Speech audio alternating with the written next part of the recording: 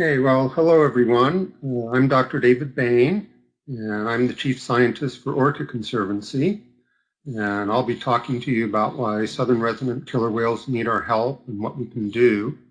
And the short answer is there's some big things that government needs to do and some little things we can do. And those little things include asking the government to do the big things that they need to do and a lot of things in our everyday lives. Okay, what I want to get through today is who are the southern resident killer whales and where do they fit in with the other killer whales around the world? What does recovery mean? How far do we have to go? How fast does recovery need to go to preserve genetic diversity?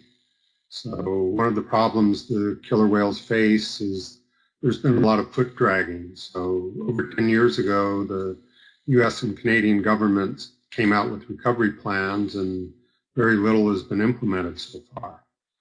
We'll go through what the threats are and what we can do about them in our everyday lives and things we can ask our elected officials to do. Okay, killer whales are in the genus Ursinus, and they're globally distributed. They've diversified over the last 4 million years, just as our own genus did. Residents probably diverged from other killer whales in the North Atlantic and then would have entered the Pacific from the Arctic Ocean during a warm period around 130,000 years ago. So I don't know if you'll be able to see the cursor on here, but the idea is that some of them would have gone over Asia and come in through the Bering Strait, and others would have come across Canada and come in through the Bering Strait. Southern residents were separated from northern residents during the last ice age. So along the coast of North America, we had glaciers, which would have made the habitat unsuitable for the salmon that resident killer whales eat. So down off California, it was still warm enough that where now southern residents would have survived. And there's a warm current across Japan and Russia that would have that habitat suitable for salmon. Oops, back here. And one of the characteristics of this group of animals is that they've evolved reproductive isolating mechanisms to optimize dietary specializations. So our resident killer whales are specialized to eat salmon. In the North Pacific, we also have what we call offshore killer whales that are specialized to eat things like sharks and sea turtles. And we have transient killer whales which eat other marine mammals. Okay, so what does recovery mean? One of the first things that we did as part of recovery planning was population viability analysis. And that's a way of predicting if you make changes, how much more likely is the population to survive. And we found that the bigger the population is, the more likely it is to persist into the long term. Under the recovery plan adopted by the National Marine Fisheries Service, or NOAA Fisheries as they call themselves today, only 150 individuals would be needed for delisting. But other organizations have stricter criteria. For example, the International Union for the Conservation of Nature says even if you have 250 mature individuals, which would correspond to about 500 southern residents, would still be endangered. And even if you got back to 2,000 individuals, the population would be vulnerable. And since there's probably never been more than about 2,000 southern residents, the IUCN would never delist them. But National Marine Fisheries also uses different standards for different species. So even though we think there are from 200,000 to 1.5 million sperm whales left, they're still listed as endangered species. So just trying to get back to 150 is a pretty low bar. Population of southern residents has fluctuated quite a bit. It was probably in the 1 to 2,000 range 200 years ago. And then as the degraded salmon habitat on the west coast, that population dropped to about 100. And then a lot of them were taken into captivity, and that dropped the population down below 70. After captures were stopped, the population grew rapidly, and then it declined again. And we think that decline is due to two things. One is a lot of the individuals taken into captivity were juveniles, so they didn't mature to start having calves. The other is we had an El Nino event, which is harmful to salmon in our area. Once the El Nino was over, the population started growing again, and it recovered to 98 individuals in 1995. And that's probably about where it was when the Auctions for Public Display started. In the late 90s, we had a very rapid growth in the whale watch industry, and that correlated tightly with the decline in southern resident killer whales. And then in the early 2000s, you can see the population picked up again, and that's probably because whale watching flattened out, and whales started tracking the salmon population again. So one of the things that affects salmon besides El Nino is another periodic event called the Pacific Decadal Oscillation. And that switches less frequently, but it became more favorable for salmon in the southern resident part of the world around 2000. And that allowed them to start increasing again. But as salmon populations fluctuated, so does the southern resident killer whale population. Okay, genetic diversity, which is basically the ability of the population to cope with changes, like exposure to new diseases and so on, is something that's really important to preserve. If the population doubles every generation, which is what it does under good conditions, 94% of single copy genes are passed on. But if the population is only constant, which is what it should be on average, 75% of single copy genes get passed on. And if the population drops 50% per generation, which is what it's been on pace to do in some of these faster declines, only half of the single copy genes get passed on, meaning there's going to be a lot of loss in genetic diversity. So preventing population declines is really important. Just holding the population constant is not a great thing to do either, because you still lose genetic diversity. So if we want to preserve that genetic diversity, we need 3% per year growth. And that's sort of good and bad news. The bad news is there are no government policies that say we need 3% per year increase in habitat quality for killer whales. But the good news is 3% is not a very big number, and that means we don't need to do everything at once. Okay, there are a long list of threats that have led to the killer whale population declining. The biggest one has been prey availability, and a lot of things have contributed to the decline in salmon available to the killer whales. Another problem we worry about a lot is disturbance, because that makes the little prey that's a lot harder to find. And the third big one is toxins, because those are things that even if whales do get enough to eat, those toxins can keep the population from doing well. We also worry about things that don't happen very often that can have a negative impact. Oil spills are one of them. Entanglement in fishing gear is another. Disease outbreaks are another thing that we worry about. Invasive species are species that normally don't live in this area that are brought in either by climate change or ships or travelers or even homeowners. And these change the habitat or can expose the whales to new diseases. And climate change and ocean acidification are other ways the habitat gets modified, and we're worried about the effects those may have on our whales. Okay. With prey availability, we think the Chinook salmon are the preferred prey of southern resident killer whales, and their abundance has probably been reduced by about 95%. And a lot of the remaining Chinook are hatchery fish, and they tend to be smaller than the native fish once were. So the food available now will support a much smaller population than what was here at the time that Vancouver was exploring the area.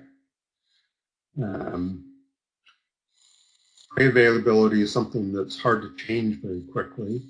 One of the things we can do is increase hatchery production, and after 5 years, we may start seeing some big hatchery fish coming back. But for the most part, hatchery fish are a lot smaller than wild fish used to be. So that's not a long-term solution.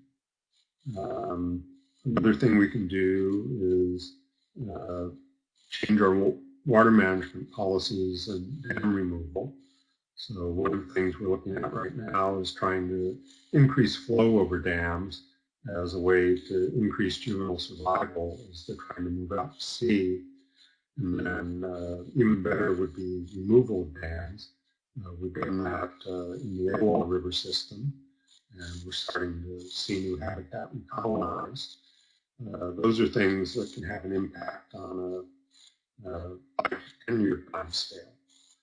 The big thing we need to do is land acquisition and restoration. Restoration means restoring it to the healthy conditions for salmon that we had in the past. So that can mean depaving things and also planting native species and removing invasive species. So restoration is something that students can help out with, and it would be really valuable for students along the West Coast to find restoration projects to help out with. Another thing we're trying to do is work on changing the laws for habitat protection. So it turns out in Washington, if you're willing to pay the fine, you can do whatever you want to the environment. So we're trying to get a new law in place that will let the government order people to stop making changes before they actually make them. And that way we can do a better job of protecting the environment. And we can also try to do more things to keep the environment healthy, and we can start working toward that 3% increase instead of having loss in habitat quality as a goal. Another thing we can do for prey availability is regulate fishing. And eliminating fishing altogether actually won't help that much, but we can relocate fishing to have people fish in places where the whales don't spend much time, and in places where the fish have already gotten past the whales. So that's a recommendation that's been made that so far is being ignored. Okay.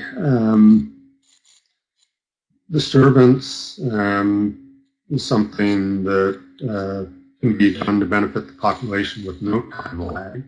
And yesterday, committees in the Washington State Legislature passed bills that would affect the behavior of boats on whales. So they're trying to increase the distance of whale watching boats from whales, and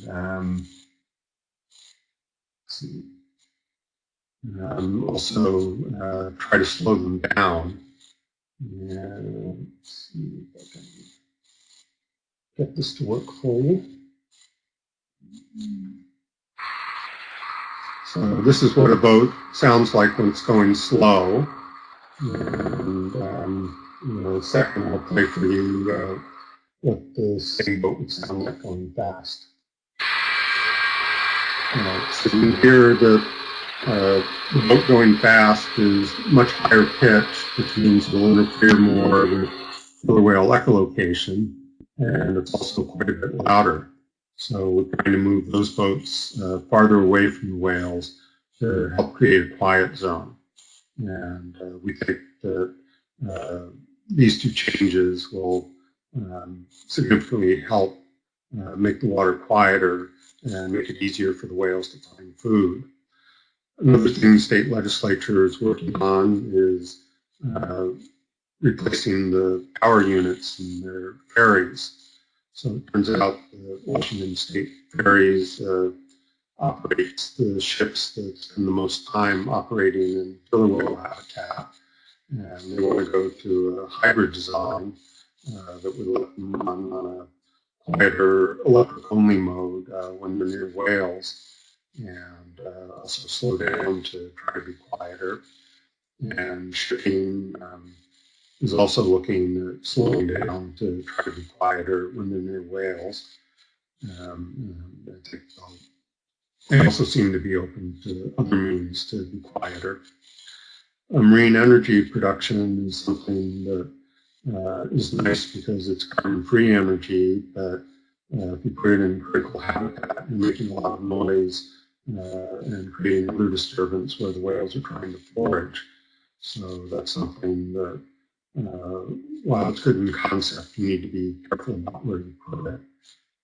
Military exercises are another issue. Obviously, we want our military to be able to keep us safe, but we don't want them harming whales in the process. And another thing we need to be concerned about is research. So some of the research we're doing to try to protect the whales can also disturb them. So we need to be cautious about how we're doing that. Okay.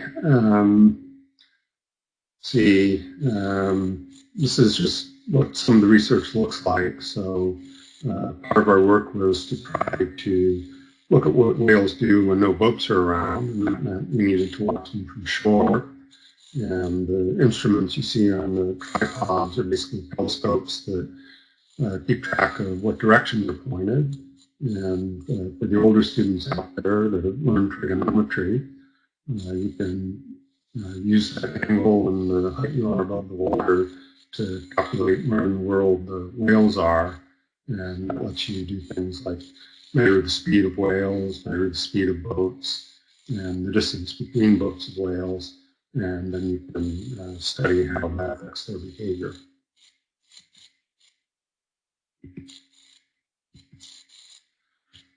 Okay. So this is what the current recommendations look like. And as I mentioned, what we're trying to do is increase the slow zone. So currently boats are allowed to get about 200 yards from the whales. We're asking boats to slow down when they're a half mile away, and that'll make things a whole lot quieter than they are now. We're also trying to keep boats out from the whales, which is where they hear sound best, and keep them farther away when they're behind the whales, so the whales don't feel like they're being chased. Okay, toxins are another thing we worry about, and there are lots of ways they get into the water. The hard thing with toxins is it takes a long time between when you protect the whales from them and when the whales see the benefit. And it can be over 25 years and even 40 years for a lot of them. So things like DDT and PCBs that were banned back in the 70s are probably at their worst in southern residents right now, and will only start to get better in the next few years. Waste toxins get into the environment is through stormwater. So when it rains, any toxins you put on your lawn or toxic chemicals that come off your car and into the street can get washed into Puget Sound or other coastal waters. Wastewater management. You guys may have heard a while back that Seattle salmon are famous for being high on cocaine and on birth control and other things like that, because our sewage treatment systems are not designed to take chemicals out of the water. So chemicals that people consume go down the toilet and go into the sound, and we can measure that in the animals that live there. So we can tell when it's Thanksgiving because the animals have a lot of cinnamon in their system. We can tell when people are drinking a lot of coffee because there'll be a lot of caffeine out there. So avoiding use of toxic chemicals in the home, even if you dispose of them properly, is important. Agricultural practices are another thing that makes a difference. So keeping agricultural chemicals and farm animals away from streams is an important step in keeping toxins out of the environment. Not using pesticides in your garden or your lawn is important.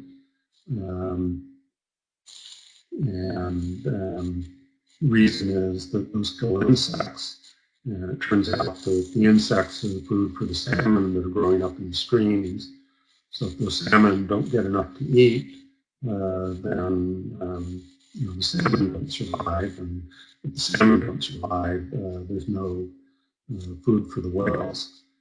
And same thing with fertilizer. If you use too much fertilizer on your lawn, that washes into streams, and that causes algal blooms. And those algal blooms take a lot of oxygen out of the water, which can kill the fish that live there, and that makes it hard for the salmon to survive long enough for the whales to eat them. So product design is another important consideration. When you're buying things, if you buy them without the toxic chemicals in them, that's a lot healthier for the environment. And if they are there, then eventually they will make it into the environment. Transportation is a big source of toxins. We think about 7 million quarts of oil leak out of cars into Puget Sound every year. Also coastal development can be an issue because a lot of construction products contain toxic chemicals, and those can get washed into the environment fairly easily. Okay. Toxins work their way through the food chain. They're usually taken up by bacteria at first, and then those are eaten by small animals, and those small animals are eaten by bigger animals. And the ones that are lipid soluble can get stored in fat, and that fat accumulates in the blubber, or the fat is found in 2 different places in the body. One is in the blubber, where it's relatively harmless. The other place you find lipids is in cell membranes.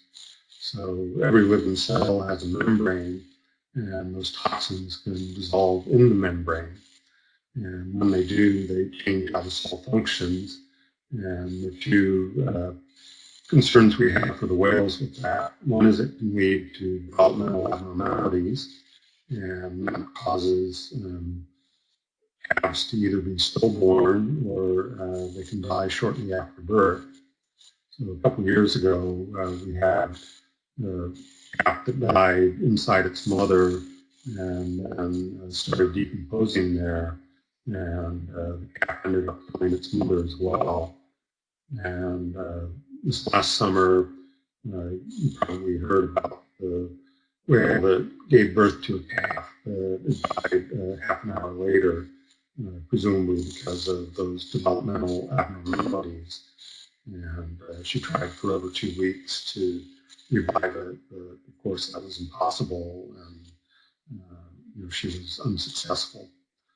And what happens when the whales don't get enough to eat is they burn the lipids in their blubber, and that releases those toxins into the bloodstream and into the cell membranes where they're biologically active.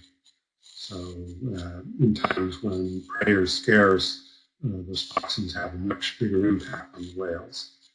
And I mentioned we have mammal-eating killer whales, and they went through their prey minimum quite a while ago. So when Marine Mammal Protection Act passed, the population of their food started increasing very rapidly. So now they have more food than they know what to do with. So even though they have high levels of toxins in their body, they're generally sequestered in the blubber where they don't hurt them. So their population is recovering. Okay. Oil spills are another thing that we worry about. The XMLDs in Alaska affected the killer whales up there.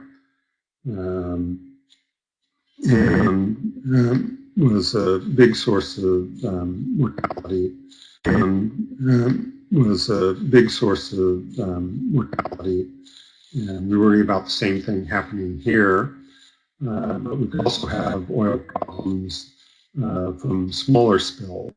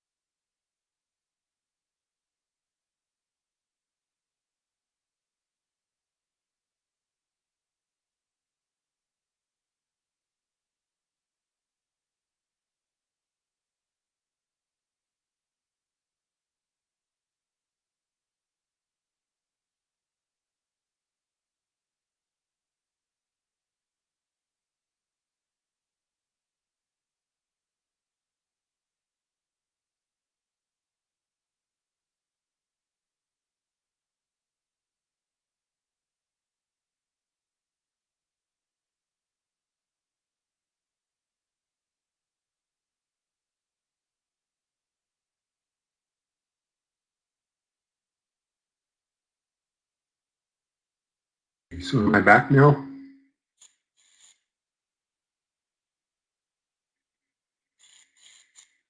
Oh boy.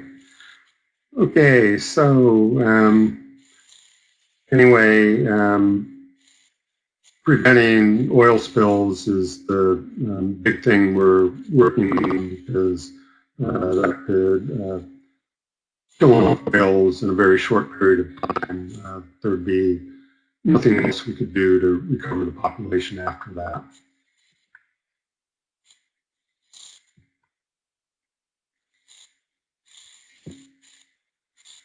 Okay. Another thing that we don't worry about much are incidental takes, which happen when whales get tangled up in fishing gear. And this, happens rarely enough that we don't really worry about it with the gear that's being used currently. But we do have to worry about if somebody has some great new idea about how to catch fish. But it's also a great way to catch whales. So it's something that we need to keep an eye on. Okay, disease is another thing that we need to worry about. And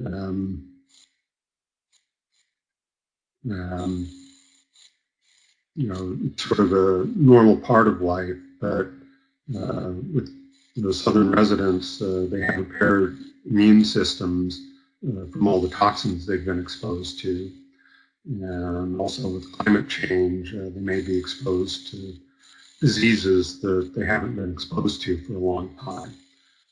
For example, there's a disease called morbillivirus that killed half the dolphins on the East Coast and killed over 10,000 dolphins in the Mediterranean Sea.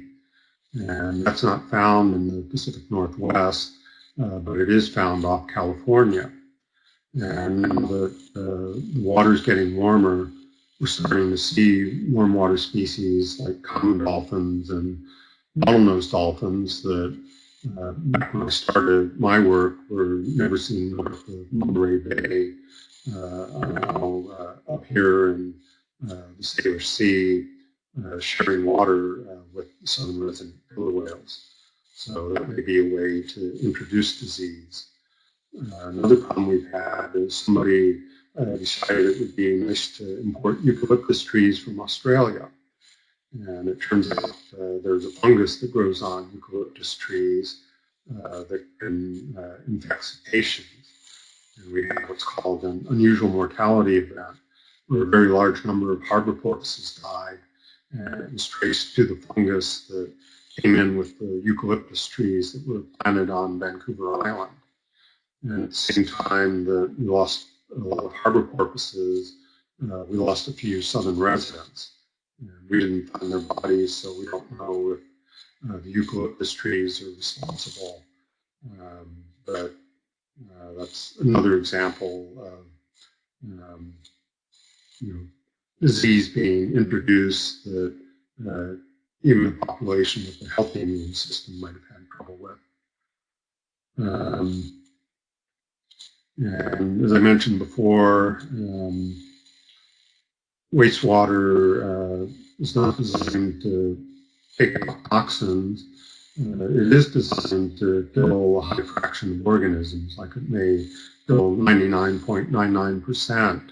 And we think that's great, but that means that all the harmful bacteria and fungus shed by one person in 10,000 essentially gets out to the environment untreated. And if you've got a population of almost 10 million people discharging their waste into killer whale habitat, that's a lot of potential disease-causing organisms. And stormwater is another one, and that means that if your pets have a harmful disease, that can get introduced into the environment.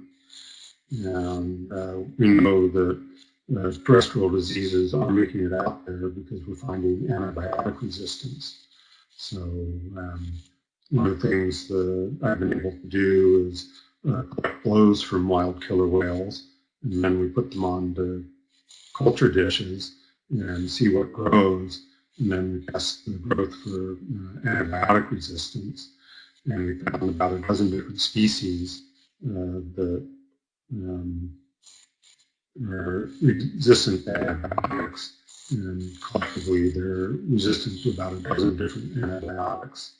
So that's telling us there's not a big barrier between the antibiotics we use in humans, pets, and farm animals, and whales in the wild.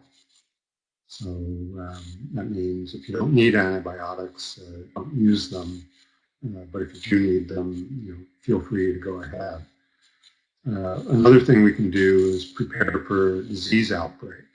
So one of the debates last summer was whether we should intervene to help a sick whale, and there was not a decision to make a serious intervention, though they tried some minor things. We did have another killer whale about 15 years ago who'd been orphaned, and we did decide to intervene with her. So we captured her and gave her a few weeks of medical attention. And then when she was healthy, we sent her back to her pod, and she lived happily ever after. She's had 2 cats of her own, and she's known as A73 or Springer. And there's a vote on right now where you can try to name her second calf. Vote on right now where you can try to name her second calf. So that's something that you can look for.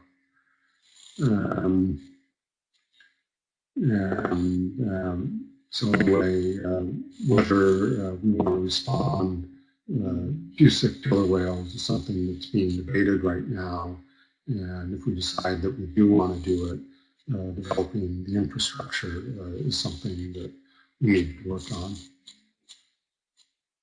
Okay, invasive species are species from other parts of the world that don't have disease or predators in this area, so they do better than similar species that are native here. And that means they can reduce the population of native species, and that affects the food web leading to killer whales and make them hungry. So one of the things the legislature dealt with last year was net pens, where we have Atlantic salmon, and when those pens are not properly maintained, those fish can escape and get into the environment.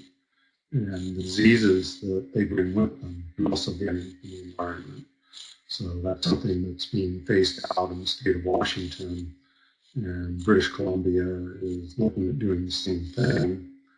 And there's some places where the First Nations have insisted that net pens be removed, and British Columbia has gone along with their request. There are other places where that's not been done, so that's an ongoing concern. Ballast water is another way invasive species can move from one place to another, and one of the steps being taken to reduce the likelihood of that is a lot of ballast waters collected in ports, which are generally a mix of fresh and salt water, so it's not as salty. And the ships will discharge their ballast at sea and replace it with fully salt water, and that will kill a lot of the organisms that would have the potential to infest habitat around the port, but they can also attach to the outside of the hull and break off when they get to the other side. We also saw after the Fukushima earthquake that there were boats and docks that got washed out to sea and containing water, so they were basically aquariums that transported animals from the Japanese coast to the North American coast. And that was another way that invasive species can get introduced. Offshore construction changes the physical habitat. And that's a way for endangered species to move from one place to another.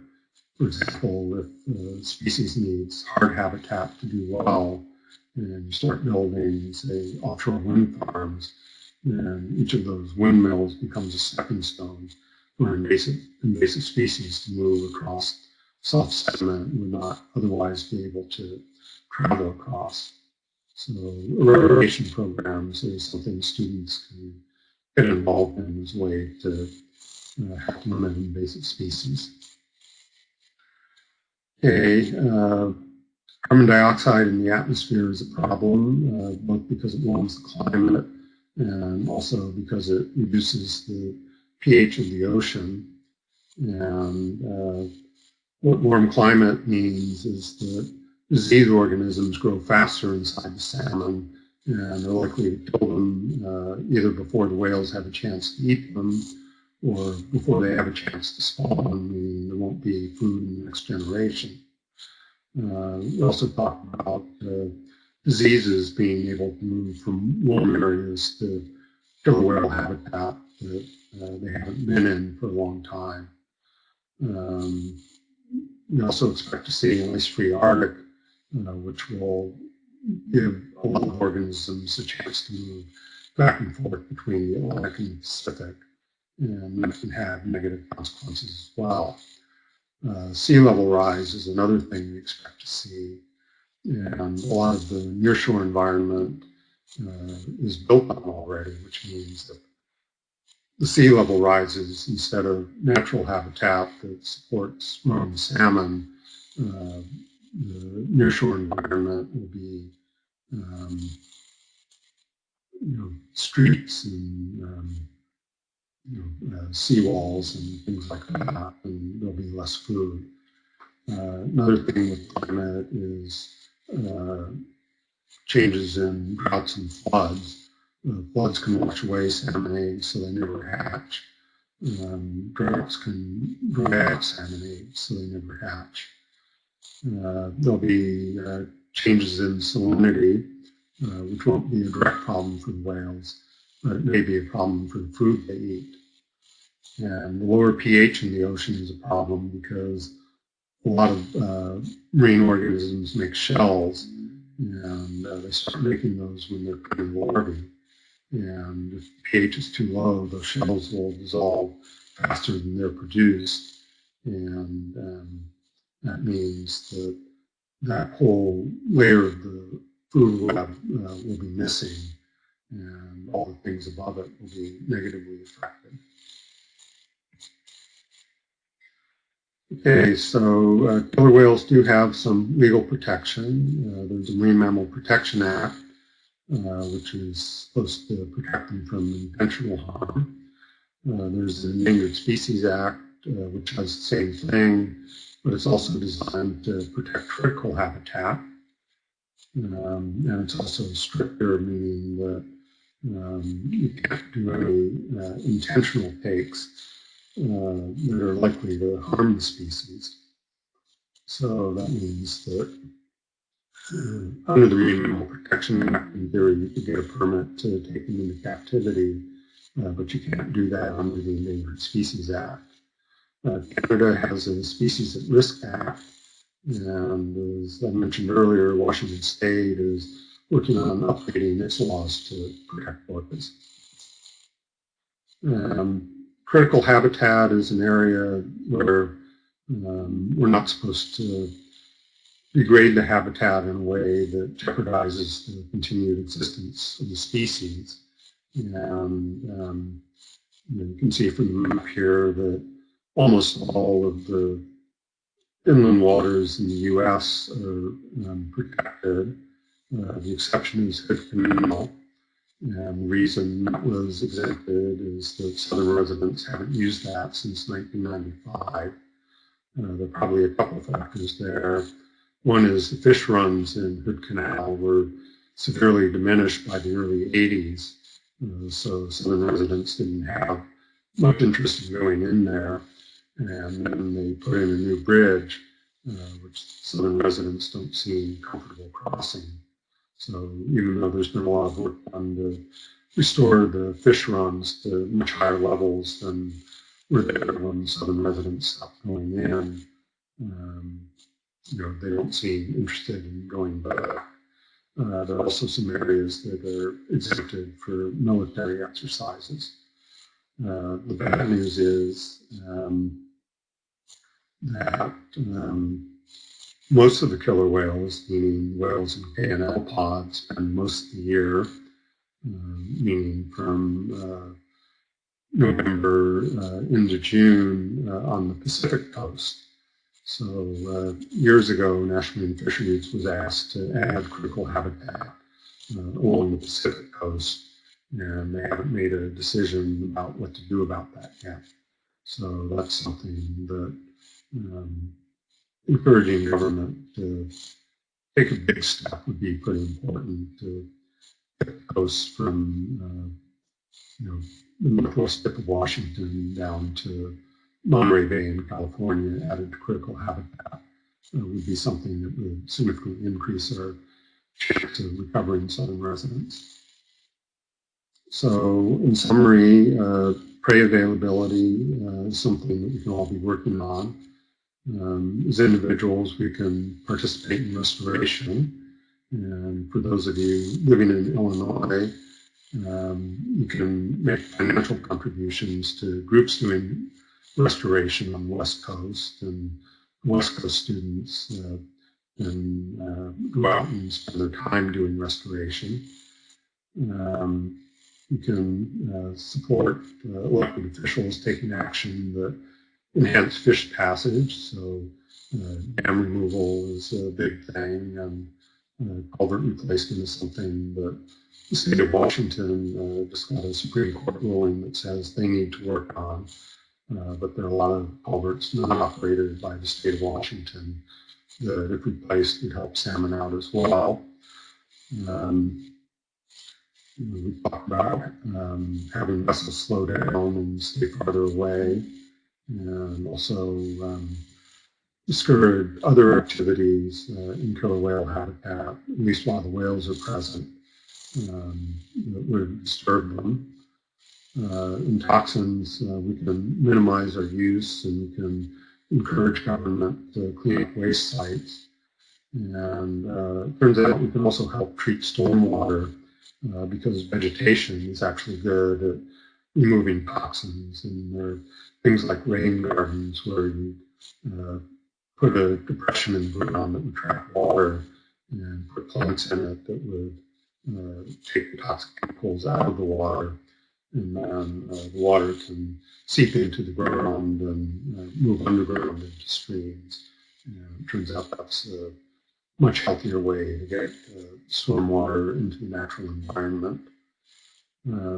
Oil spills, if we reduce our energy usage, particularly oil and gas, that means that less oil will need to be shipped at sea, and that will reduce the risk of oil being spilled. And it also reduces the disturbance from the search for oil.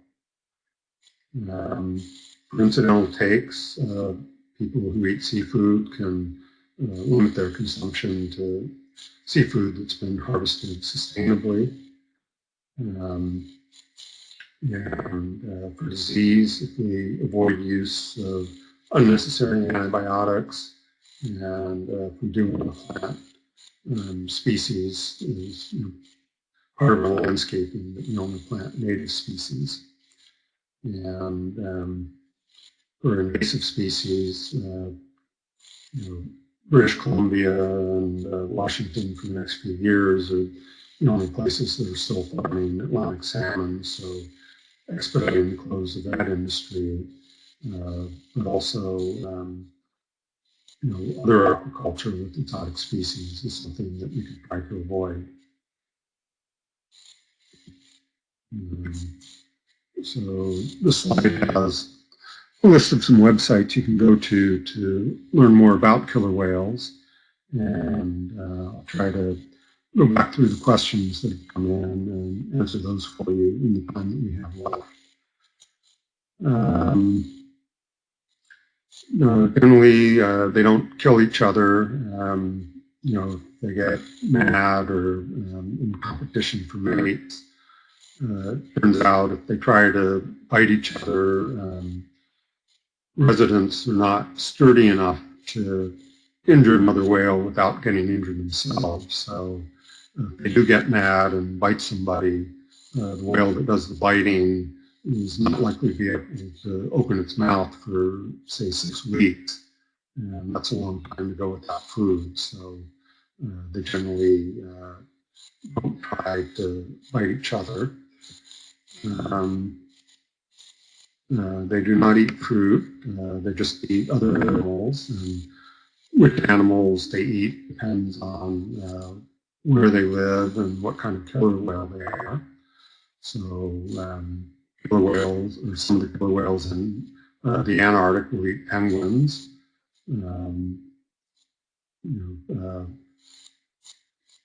Sea lions are only found in parts of the world, but the mammal-eating killer whales will eat sea lions where they find them. And seals are found pretty much throughout the world, and killer whales will eat seals throughout the world, but our resident killer whales don't eat seals, so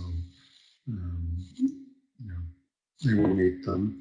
There are some killer whales that eat sharks and sea turtles and rays.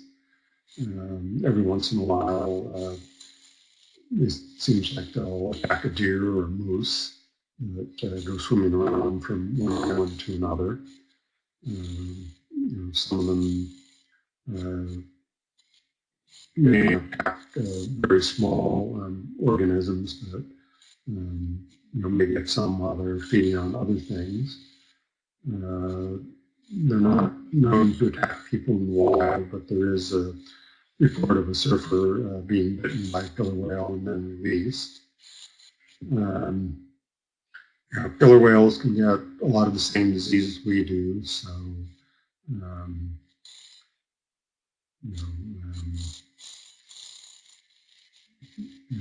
I guess the big thing they have to worry about are respiratory diseases.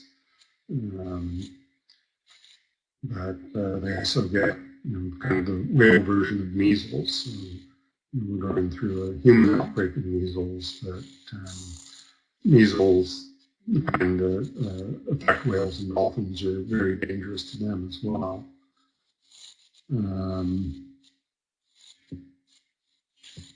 We don't know of any cases of people getting sick from whales.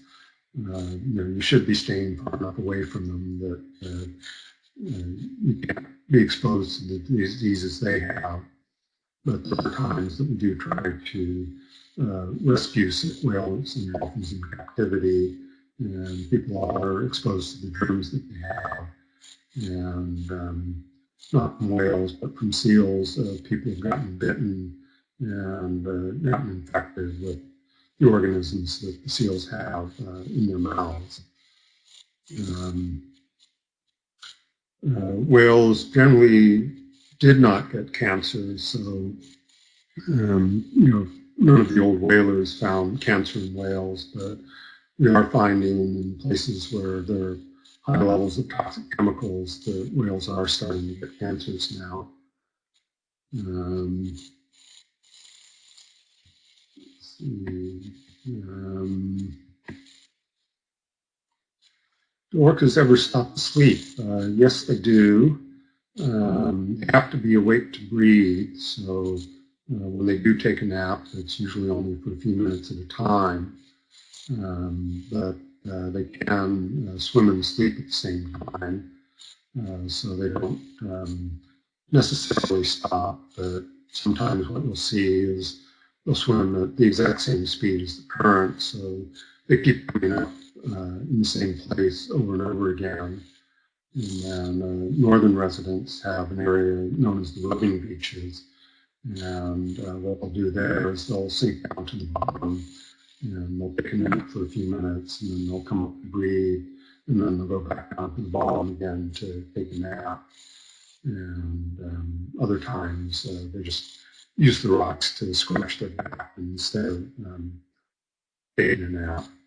This I had come face to face with an orca, with the studied the collective blows. I had to get within about 40 feet because we had a 25-foot pole with the culture dishes on the end. So we let the blow move about 15 feet downwind from the whales, and reach out with the 25-foot pole to collect the blow, and it's probably as close as I would normally get. And like I said, some of the work I do is from shore, where I can be miles away from the whales that I'm studying. There's nothing that is an orca predator, though there are sharks that take bites out of them every once in a while. Some of the sharks are really small. They're called cookie cutter sharks, and their mouths are only a couple inches across, so they'll leave little scars on the sides of the whales. Fortunately, our whales don't overlap with those, but they're warm water species that may come in the southern resident territory as the climate changes. See, as far as how much they eat, probably about 120 pounds is enough food for an adult female, but if she's lactating, she may go through as much as 500 pounds a day if she can get it. So lactation is, when they're nursing their calves, is very expensive for females, so they need a whole lot to eat. And that's something we're finding that as the fish runs on the West Coast, where whales are spending their winters when they're nursing the calves, have gotten really small. We're getting very little calf survival.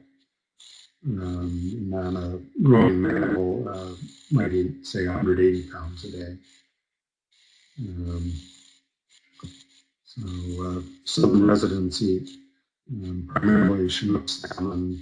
If they can't get Chinook salmon, I think chum salmon is perfectly good.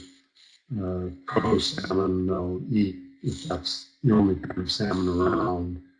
But southern residents don't want anything to do with sockeye or pink salmon.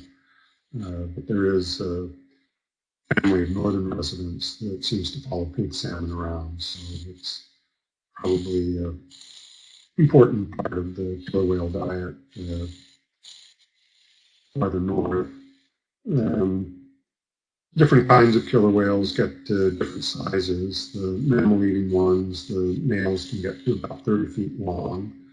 Our resident males probably only get to about 25 feet long.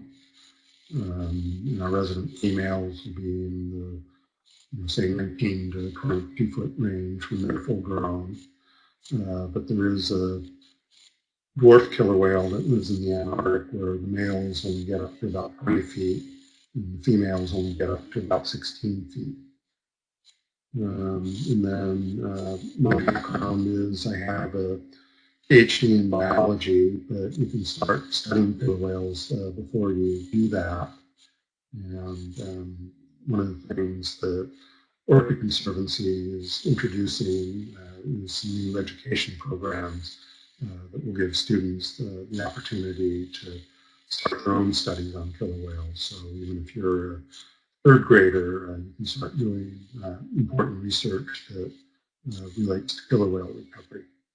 So I think I'm about out of time. So thank everybody for sticking with me through the technical glitches. And if you have more questions, there's a lot of information available on the web, and you can try to get in touch with me through Orchid Conservancy if you want to follow up.